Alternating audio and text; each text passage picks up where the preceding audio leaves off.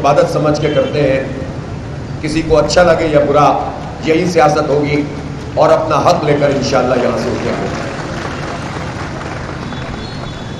ہمارا یہ دھرنا ایک عوامی قوت بنتا جا رہا ہے، اور آج اگرچہ کراچی میں شدید بارش اور آندھی اور طوفان ہے، لیکن انشاءاللہ تعالی آج کراچی میں اس آندھی طوفان اور بارش کے باوجود دھرنا شروع ہو جائے گا، اور پھر یہ سلسلہ رکے گا نہیں. پورے ملک میں دھرنوں کا سلسلہ پھیلتا چلا جائے گا. اس لیے میں حکومت سے یہ کہنا چاہتا ہوں کہ ہمارے مطالبات بہت سادہ اور واضح ہیں.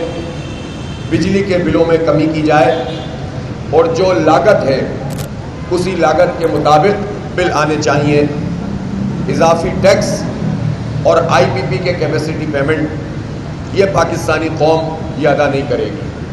اور پہلے کی صورتحال بھی بہت خراب تھی، لیکن اب تو پورے ملک سے یہ خبریں آ رہی ہیں کہ لوگ انتہائی پریشان ہیں، چیزیں بیچ رہے ہیں، عورتوں کو زیور بیچنا پڑ رہا ہے، غریب لوگ اپنے گھر کے اثاثے بیچنے پہ مجبور ہیں. میں آپ کو صحیح بات بتاؤں کہ پرسوں رات میں قطر کے لیے اسماعیل ہانیہ کی شہادت کے حوالے سے وہاں ان کے جنازے میں شرکت کے لیے جب روانہ ہوا تو ایئرپورٹ پہ مجھے ایسے لوگ ملے. انہوں نے کہا کہ حافظ صاحب میں نے اپنی موٹر سائیکل بیچی ہے، بائک بیچ کر میں نے بجلی کا بل ادا کیا ہے، لیکن میرے پاس اگلے مہینے بیچنے کے لیے کوئی چیز نہیں. وہاں ملازمت کرنے والا ایک فرد تھا جس نے مجھ سے کہا، اور سچی بات ہے کہ میرے دل پہ ایک جھٹکا سا لگا. لوگ امیدوں کے ساتھ آ کر جگہ جگہ ملتے ہیں. بیرون ملک میں بھی جب ہم پہنچتے ہیں تو اوورسیز آتے ہیں اور کہتے ہیں کہ ایک امید پیدا ہو گئی ہے آپ کے اس دھرنے سے، آپ پاکستان کے لوگوں کو ریلیف دلوائیں، آپ جو ہے وہ پیچھے نہ ہٹیں، ہم آپ کے ساتھ ہیں. اب یہ پورے پاکستان کی جو امید ہے اس کو ہم اس سے پیچھے نہیں ہٹ سکتے.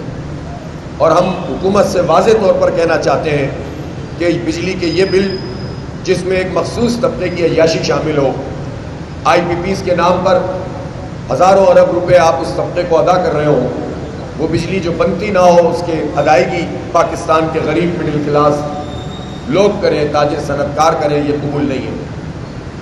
پھر تنخواہ دار طبقے کے حوالے سے بھی بہت واضح طور پر ہم یہ کہنا چاہتے ہیں کہ اس بجٹ میں 2024 اور 25 کے بجٹ میں جو سلیب انہوں نے بنایا ہے وہ پورا کا پورا ریوائز ہونا چاہیے، اور کم از کم پچھلے سال والے سلیب پر جانا چاہیے. صرف ایک آدھ اعلان کر دینا اور اس کا بھی نوٹیفیکیشن جاری نہ کرنا، یہ طریقہ صحیح نہیں ہے. اگر آپ سمجھتے ہیں کہ یہ دھرنا ایک عوامی قوت بنتا جا رہا ہے تو سامنے آئیے، بات کیجئے، اور وہ سارا ریلیف لوگوں کو فراہم کیجئے کہ جو اس دھرنے کی کیا مطالبہ ہے. اس دھرنے کا مطالبہ محض خواہشات پر مبنی نہیں ہے، حقائق پر مبنی ہے. لیاقت بلوچ صاحب یہاں موجود ہیں، امیر العظیم صاحب ہیں، رسول اللہ رنداوت صاحب، فراست صاحب، یہ ہماری کمیٹی ہے. جو 2 ادوار حکومت کے ساتھ ہوئے اس پہ ہماری کسی بات کا جواب نہیں ہے ان لوگوں کے پاس. میڈیا پہ جب یہ بات کہتے ہیں کہ یہ قابل عمل نہیں ہے تو مذاکرات میں یہ بات ثابت کیوں نہیں کر پاتے؟ اسی لیے ہم اب کہہ رہے ہیں ان سے کہ چھپنے کی ضرورت نہیں ہے. 3 دن سے مذاکراتی کمیٹی تلاش گمشدہ کا اشتہار بنی ہوئی ہے، واپس پلٹ کے آئی نہیں ہے، اور یہ سمجھ رہے ہیں کہ یہ نہیں آئیں گے تو ہمارے اعصاب کمزور ہیں، پھر ہم ان سے درخواستیں کرنا شروع کر دیں گے. ایسا بالکل بھی نہیں ہوگا. آئیے سامنے اسی اسٹیج پر آ کر مذاکرات کیجئے، پورے میڈیا کے کیمروں کو آن کر دیجئے، پوری دنیا کو پتہ چل جائے گا کہ حکومت کے پاس کوئی جواز نہیں ہے کہ وہ لوگوں کے اوپر یہ ظلم کریں. انہیں ریلیف دینا پڑے گا. اور تنخواہ دار طبقے کا وہ پورا سلیب جو اس سال انہوں نے امپوز کیا ہے اس کو پچھلے سال پر لے کے جانا پڑے گا، تاکہ یہ تنخواہ دار طبقہ کوئی سکھ کا سانس لے سکے. تنخواہیں لوگوں کی بڑھ گئی ہیں نمبرز میں، لیکن جب نیٹ پیسے ملے ہیں ٹیکس کٹ کے تو وہ پچھلی تنخواہ سے بھی کم ملے ہیں. یہ ظالمانہ جو سلیب ہے یہ منظور نہیں ہے. آئی پی پیز کے حوالے سے ہم نے بہت واضح بات کر دی ہے. وہ آئی پی پیز جن کا تعلق حکومت سے ہے اس کی کیپیسٹی پیمنٹ تو ابھی ختم ہو سکتی ہے. پھر وہ آئی پی پیز جن کے معاہدے ختم ہو گئے ان کو ختم کیا جائے. وہ آئی پی پیز جن کے بارے میں یہ بات پتہ ہے کہ ان کے معاہدے ہی جعلی تھے، دھوکے پر مبنی تھے، تو جو دھوکے پر مبنی معاہدہ ہو جس کی بنیاد ہی خراب ہو وہ چیلنج کیسے ہو سکتا ہے؟ تو یہ بات درست نہیں ہے کہ وہ بین الاقوامی عدالت میں چلے جائیں گے۔ یہ ہم سے ریکارڈنگ کا حوالہ دیتے ہیں۔ میں یہ پوچھنا چاہتا ہوں کہ یہ تو ہماری لوکل آئی پی پیز کے لوگ ہیں، لیکن جو بین الاقوامی معاہدہ پاک ایران گیس پائپ لائن کا انہوں نے کیا ہے، جس میں ایران نے اپنے حصے کا کام مکمل کر لیا اور پاکستان نے اپنے حصے کا کام نہیں کیا، اور اب وہ وقت گزر گیا ہے۔ اگر ایران چاہے تو وہ جا سکتا ہے اس بین الاقوامی عدالت میں، اور وہ پینلٹی بھی بہت بھاری بھرکم لے کر جانا چاہتا ہے۔ وہ تو ظاہر ہے ہماری اس سے بات چیت چل رہی ہے، اور اس کے نتیجے میں اس نے، ہمارا دوست ملک ہے تو ابھی تک لحاظ کیا ہوا ہے، لیکن میں پوچھنا چاہتا ہوں کہ پاک ایران گیس پائپ لائن میں واضح طور پر آپ خلاف ورزی کریں تو آپ کو بین الاقوامی عدالت کا کوئی خوف نہیں ہوتا، آپ کو اربوں روپے کی پینلٹی کا کوئی خوف نہیں ہوتا، اربوں ڈالر کی پینلٹی کا۔ لیکن مقامی بدماشیاں جو اگر ایک پیدا ہو گئی ہے اور اس کے پیسے کم کرنے پڑ جائیں یا اس کے جو ناجائز پیسے وہ ختم کرنے پڑے تو آپ قوم سے جھوٹ بولتے ہیں، دھوکہ دیتے ہیں کہ یہ معاہدے ہیں، اس کی ہم خلاف ورزی نہیں کر سکتے۔ جو معاہدے ہی غلط ہوں اس کی خلاف ورزی کا کیا سوال پیدا ہوتا ہے؟ اسی طرح جب آپ لوکل آئی پی پیز اور حکومتی آئی پی پیز کے کیپیسٹی پیمنٹ ختم کریں گے تو پھر بین الاقوامی جو کمپنیاں اس سے بھی بات ہو سکتی ہے۔ جب آپ ان کے پاس جاتے ہیں تو آپ کا کیا منہ ہوتا ہے کہ آپ بات کریں کہ آپ ہماری کیپیسٹی پیمنٹ کم کر دیں یا ختم کر دیں، جب آپ خود ہی اپنا کام نہیں کر رہے ہوتے؟ پھر جو ہمارا یہ مطالبہ ہے، میں وزیر اعظم سے پوچھنا چاہتا ہوں ان کو کس نے روکا ہوا ہے؟ ان کے اوپر کون سا پریشر ہے؟ وہ ذرا بتائیں سامنے آ کر۔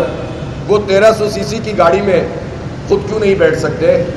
کوئی اگر ان کے پاس بیماری کا سرٹیفکیٹ ہے، اس میں تو پلیٹلیٹس کا مسئلہ نہیں ہوتا نا لیاقت صاحب؟ بالکل نہیں۔ 1300 سی سی میں تو پلیٹلیٹ کا مسئلہ نہیں ہوتا۔ اور اسی طرح سے ان کو یہ چاہیے کہ وہ کوئی سرٹیفکیٹ دے دیں تو ان کے لیے کوئی الگ ارینجمنٹ ہو جائے گا۔ لیکن اگر نارمل حالات ہیں تو وزیر اعظم یا ان کی بھتیجی وزیر اعلیٰ یا دیگر صوبوں کے وزیر اعلیٰ اور گورنر یا آرمی کے اعلیٰ افسران یا ججز یا جو بھی بیوروکریٹس ہیں، یہ ہمیں بتایا جائے کہ وہ چھوٹی گاڑیوں میں کیوں نہیں بیٹھ سکتے۔ یہ پاکستانی قوم ان کی بڑی گاڑیوں کا پیٹرول، ان کے پیٹرول کا ایوریج اور ان کی یہ مراعات ہم اپنے بلوں میں کیوں ادا کریں؟ اس پہ انہیں کس نے روکا ہے؟ اس پہ وہ کیوں سیاست کر رہے ہیں؟ اس پر وہ کیوں قوم کے سامنے آ کر اپنی مراعات کم کرنے کا اعلان نہیں کرتے؟ سارا بوجھ جو ہے وہ قوم کے اوپر ڈال رہے ہیں۔ اس لیے اپنی مراعات کم کیجیے۔ اور جس طرح آپ نے پرسوں دیکھا تھا کہ صنعت کاروں کا ایک وفد یہاں پر آیا تھا اور اس نے پریس کانفرنس بھی کی تھی، جو ہماری ٹیکسٹائل کو، دیگر ایکسپورٹس کو، ہماری صنعتوں کو اس وقت جو اس پورے عمل کے نتیجے میں جو بجٹ میں آیا ہے، غلط بیانیوں سے کام لیا گیا ہے، جو چیلنجز درپیش ہیں ان کو ایڈریس کیا جائے۔ اسی طرح جو ٹیکس انہوں نے کھانے پینے کی چیزوں پہ لگائے ہیں، انہوں نے بچوں کی اسٹیشنری پہ لگائے ہیں، انہوں نے دودھ پہ لگائے ہیں، چاول، چینی، آٹا، ان سب ٹیکسز کو ختم کیا جائے۔ یہ فوڈ سیکیورٹی کا معاملہ ہے۔ اور وزیر اعظم صاحب ذرا سامنے آ کر جواب دیں اور اس پر سیاست نہ کریں، اور یہ بتائیں کہ جس آئی ایم ایف کی تصویر یہ پڑھتے ہیں، اسی آئی ایم ایف کے جو لاسٹ ایگریمنٹ ہے، اس ایگریمنٹ پہ یہ لکھا ہوا ہے کہ فوڈ پر، ہیلتھ پر، ایجوکیشن پر اور میڈیسن پر آپ کوئی ٹیکس نہیں لگائیں گے۔ وہی آئی ایم ایف جب یہ بات کہتا ہے تو آپ اس کی خلاف ورزی کر کے ٹیکس لگا دیتے ہیں۔ اسی آئی ایم ایف نے یہ کہا ہوا ہے کہ جاگیروں پہ ٹیکس لگائیں۔ آپ تنخواہ داروں کو مار رہے ہیں لیکن بڑے جاگیرداروں کو چھوڑ رہے ہیں، جس کے نتیجے میں یہ بات پتہ چلتی ہے کہ آپ کا یہ بجٹ یہ دھوکے پر مبنی ہے، اور آپ قوم کی آنکھوں میں دھول جھونک کر یہ بتانا چاہتے ہیں کہ مجبوری میں ہم یہ کام کر رہے ہیں، لیکن اشرافیہ کی مراعات کم کرنے کے لیے تیار نہیں ہے، جاگیرداروں پہ ٹیکس لگانے کے لیے تیار نہیں ہے، تنخواہ داروں کا سلیب ریوائز کرنے کے لیے تیار نہیں ہے، اور اپنی گاڑیاں چھوٹی کرنے اور اپنا فری پیٹرول، فری بجلی ختم کرنے کے لیے تیار نہیں ہے۔ یہ دھرنا یہاں موجود ہے، پوری قوت کے ساتھ انشاءاللہ آگے بڑھے گا، اور یہ دھرنا تو اب پاکستان کے عوام کی امیدوں کا ترجمان بھی بن گیا ہے، بلکہ اس دھرنے کے شرکاء کو یہ احساس بھی حاصل ہے کہ بین الاقوامی سطح پر بھی جو امت کو چیلنجز درپیش ہیں، یہ دھرنا یہاں سے ایک مضبوط آواز بلند کرتا ہے۔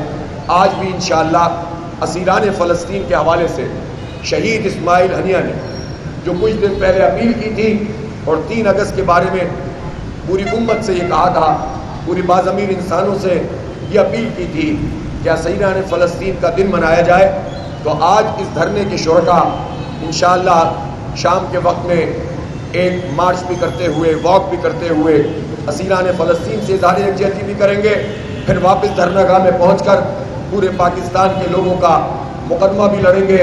یہ دھرنا اب ایک تاریخی نوعیت کا دھرنا بن چکا ہے، اس سے فرار ممکن نہیں ہے۔ وزیر اعظم کو کچھ بھی بیان دیتے رہے لیکن انہیں اب لوگوں کو ریلیف دینا پڑے گا۔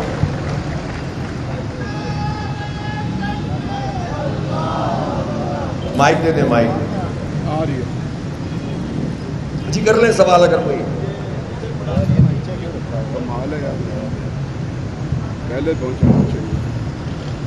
اچھا عابد صاحب، آپ عوام کی امیدوں کی یہاں پہ بات کر رہے ہیں، آج ماشاءاللہ 9واں دن ہے، تو یہاں پہ کل 2 افراد آئے ایک جماعت کے، تو آپ کیا سمجھتے ہیں کہ جماعت اسلامی جو دھرنوں سے یا اس حوالے سے بہت مشہور رکھتی ہے، اس کے کارکنان جو ہے وہ ماشاءاللہ آج 9واں دن ہے ایسے مستعد بیٹھے ہوئے ہیں، تو کیا آپ سمجھتے ہیں کہ کل ایک جماعت کے 2 افراد آپ کے پاس آئے، ان کی ملنے کے ساتھ آپ کا دھرنا کامیاب ہوگا؟ اور کیا حکومت چھوڑی ہوئی ہے؟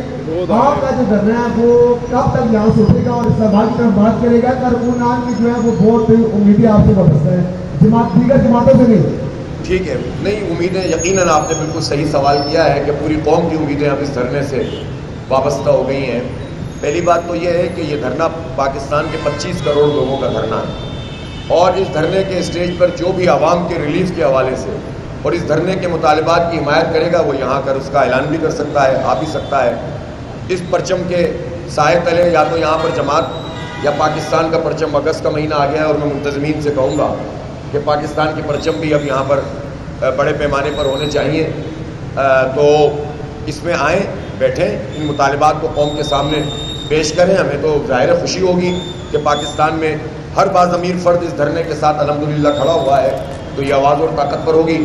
اور جہاں تک آپ کا تعلق ہے کہ آپ نے کہا کہ یہ کب تک یہاں بیٹھے رہیں گے، تو میں نے آپ سے کہا نا کہ کراچی میں آج شدید بارش ہے اور موسم بہت خراب ہے، لیکن اب یہ دھرنا صرف یہاں کا دھرنا نہیں رہا، کل آج سے یہ گورنر ہاؤس سندھ کا دھرنا ہے، اور پھر میں رات میں دیکھتا ہوں کہ یہاں سے اعلان کروں کہ کہاں سے اعلان کروں کہ پشاور کا دھرنا کب سے شروع ہوگا اور لاہور کا دھرنا کب سے شروع ہوگا۔ تو یہ دھرنا تو اپنا مارچ کر رہا ہے، یہاں بیٹھے بیٹھے پورے پاکستان میں اس کا مارچ ہوگا، اور ایک مطالبہ تو یہ دھرنے والے کرتے ہی ہیں۔ کون سا چوک ہے یہاں پر؟ جی جناب۔